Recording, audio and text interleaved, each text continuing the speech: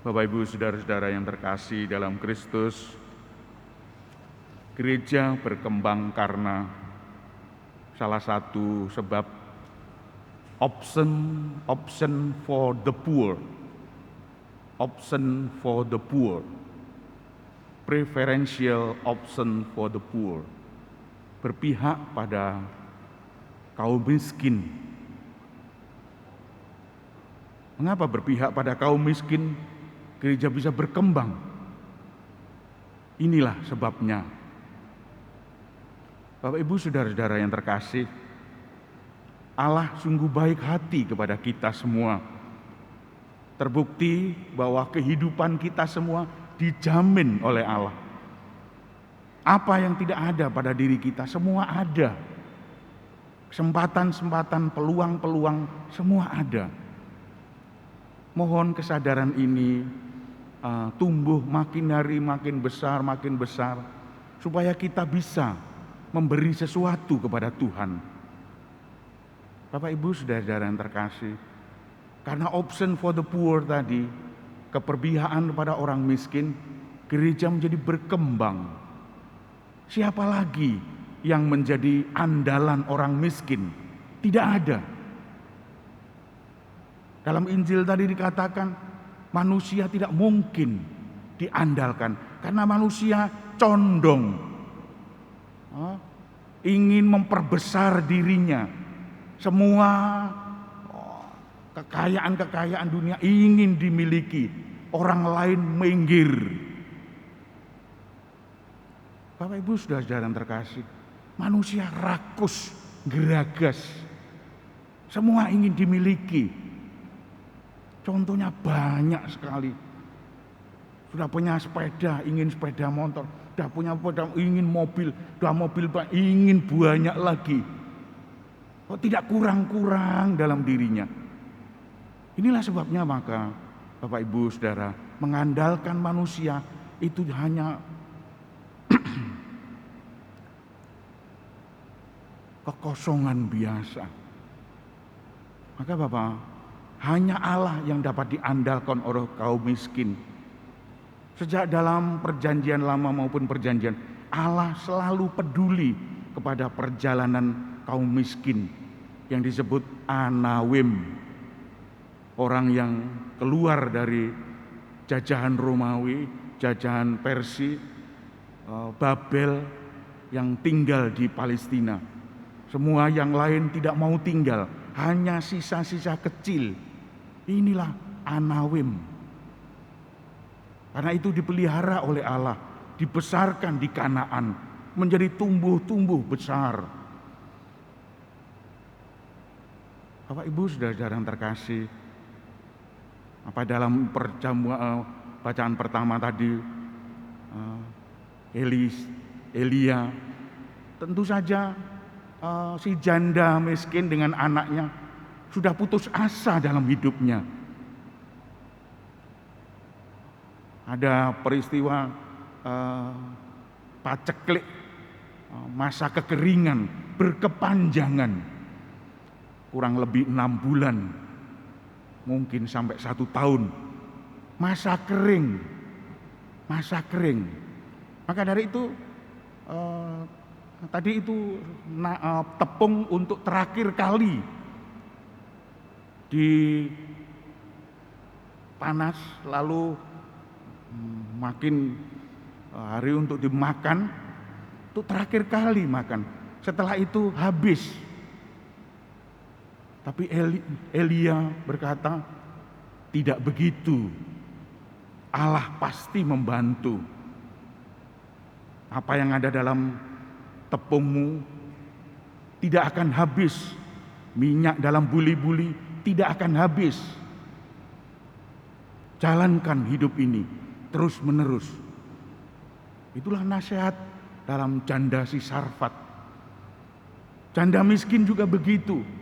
Sebetulnya ini adalah harta miliknya terakhir yang harus diberikan kepada Allah. Harta terakhir ini. Setelah itu mati. Tapi rela mati demi Tuhan. Rela mati demi junjungannya. Oleh karena itu Bapak Ibu saudara yang terkasih, persembahan seperti inilah yang harus diberikan kepada Tuhan. Sehabis-habisnya diberikan, semua diberikan. Persembahan tidak hanya geletek 5.000, 10.000 selesai. Persembahan adalah seluruh jiwanya.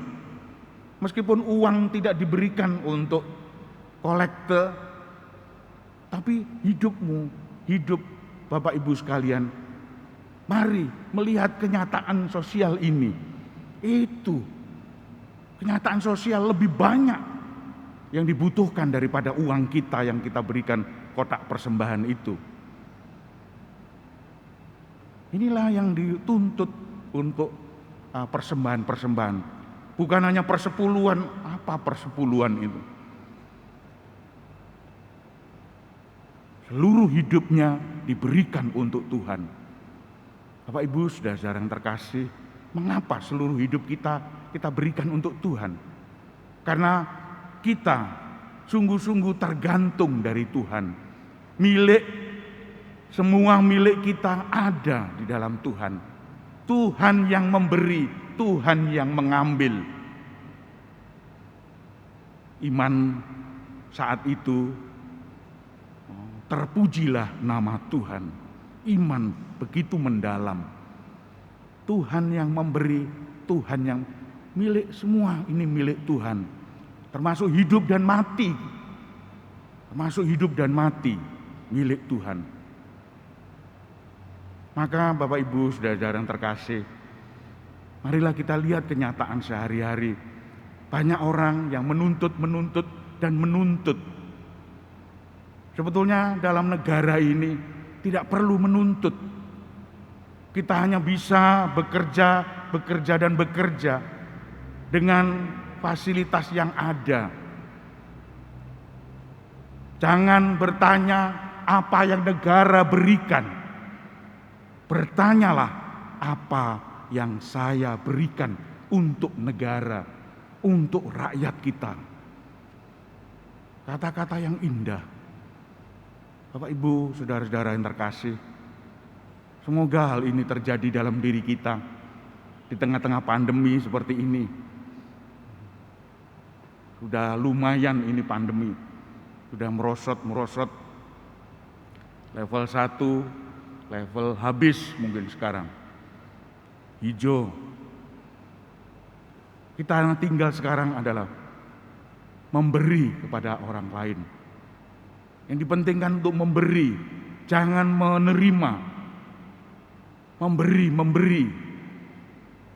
Inilah yang kita berikan untuk teman-teman yang lain, untuk saudara-saudara yang lain, untuk kerabat yang lain yang membutuhkan kita. Kita jeli melihat kanan kiri, melihat tetangga-tetangga, mereka itu juga membutuhkan kita. Mari kita berikan sesuatu. Kalau terdengar, mari kita berikan sesuatu. Jangan sampai telat, jangan sampai terlambat. Kadang-kadang orang tua dijanjeni nanti kalau sudah sembuh saya ajak rekreasi, kalau sudah sembuh saya ajak jalan-jalan ke Malang, ke Tretes, ke jalan-jalan atau ke luar negeri. Tapi waktunya sekarang belum ada. Orang tuanya dijanjeni terus. Akhirnya orang tua mati. Lalu menyesal. Janji tok. Itu mana kenyataannya? Itulah kemeditan kita, kejadilan kita. Kita tidak memberi sesuatu, hanya koyo yo.